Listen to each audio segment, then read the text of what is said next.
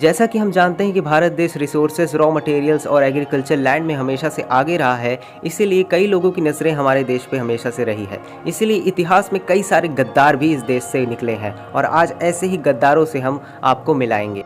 गद्दारों की लिस्ट में मीर ज़फ़र का नाम बहुत आता है क्योंकि सिराजुद्दौला जब 1750s में बंगाल के नवाब थे और वो ब्रिटिशर्स के छुपे हुए उद्देश्यों के बारे में जानते थे और उनके अनुचित व्यापार करने के तरीका और उनकी मांगों के बारे में जानते थे, इसीलिए उन्होंने ब्रिटिशर्स का विरोध किया। पर ब्रिटिशर्स ने गद्दी का लालच देके इस मीर ज़फ़र को अपने साइड कर लिया और ये मीर ज़फ़र लालच के चक्कर में ब्रिटिशर्स के साइड चला गया था और इससे ब्रिटिशर्स को बहुत अच्छा मौका मिल गया था भारत में अपनी नींव रखने के लिए।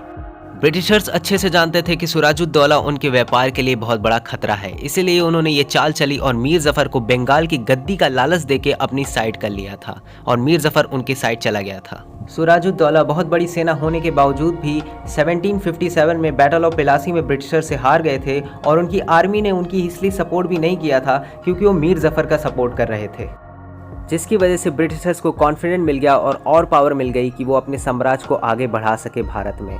सच कहूँ तो अगर मीर ज़फ़र ने ब्रिटिशर्स का साथ नहीं दिया होता तो वो ब्रिटिशर्स वो लड़ाई ना जीत पाते और आगे बिल्कुल भी ना बढ़ पाते, लेकिन मीर ज़फ़र ने गद्दी के लालच में उनका साथ दिया, इसीलिए मीर ज़फ़र को सबसे बड़ा गद्दारों की लिस्ट में नंबर 1 माना जाता है।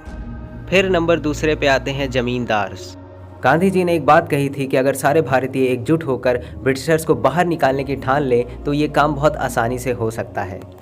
पर ऐसा हो क्यों नहीं सका और ब्रिटिशर्स भारत में इतने साल तक कैसे टिक गए और उन्होंने राज किया? क्योंकि उच्च सामाजिक लोग और अमीर लोग, उसमें से स्पेशली जमींदार लोग, ब्रिटिशर्स का साथ दे दिए थे।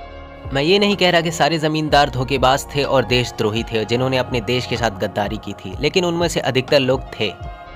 उन्होंने ब्रिटिशर्स के खिलाफ हो रहे आंदोलन को दबाने में महत्वपूर्ण भूमिका निभाई और 1857 पहला स्वतंत्र संग्राम को दबाने में और अनसक्सेसफुल होने में भी उनका मेजर रोल दिखता है।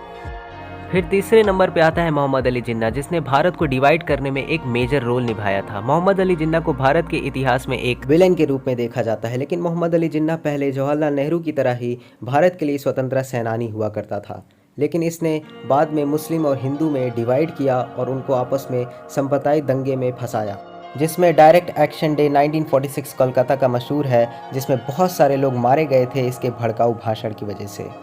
यहाँ तक कि जिन्ना उसकी नज़रों में सबसे खतरनाक इंसान इंडिया के लिए हो गया, जो कि हिंदू और मुस्लिम यूनिटी का एम्बेसडर हुआ करता था।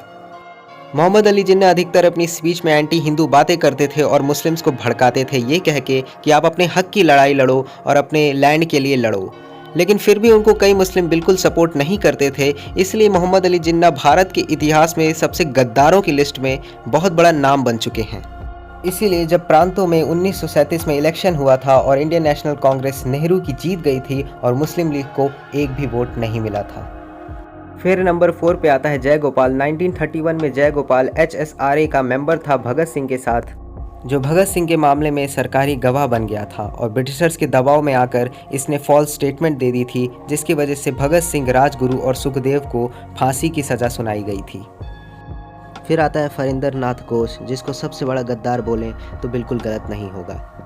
ये वही सदस्य है जिसने ब्रिटिशर्स के सामने जाकर बोला कि भगत सिंह असेंबली बम मामले में अपने 2 साथी के साथ जिम्मेदार हैं, जिसकी वजह से भगत सिंह को फांसी दे दी गई थी और इसके बाद इसके इतने सारे दुश्मन बन गए थे कि भगत सिंह के एक अनुयायी बैकुंठ शुक्ला ने इसको बड़ी बेरहमी से मार दिया। ये भी उन्हीं गद्दारों में आता है जिसकी वजह से सुखदेव और राजगुरु और भगत सिंह को फांसी हुई थी, इसीलिए इसको बहुत बड़ा देश का गद्दार माना जाता है। फिर आता है मान सिंह, जो कि महाराणा प्रताप का रिलेटिव था और अकबर की साइड से बैटल ऑफ हल्दी घाटी में लड़ रहा था और महाराणा प्रताप के ये खिलाफ लड़ रहा था।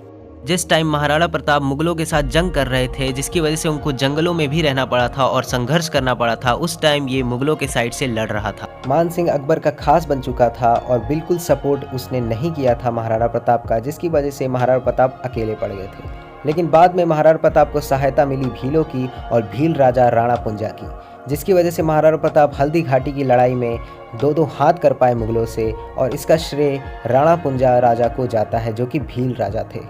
फिर उसके बाद आता है कृष्णाजी भास्कर कुलकर्णी। जब 1659 में बैटल ऑफ प्रतापगढ़ में शिवाजी महाराज ने अफजल खान को मार के जीत लिया था, तो पंडित भास्कर कुलकर्णी अफजल खान के लिए शिवाजी महाराज के पीछे तलवार चला के उनको मारने की कोशिश की थी। फिर भी शिवाजी महाराज ने उसे 3 चेतावनी दी थी, लेकिन वो नहीं माना और शिवाजी महाराज ने बाद में उसको मार दिया था। लास्ट में आते हैं जियाजी राव सिंधिया। ये कोई इनकार करने वाली बात नहीं है।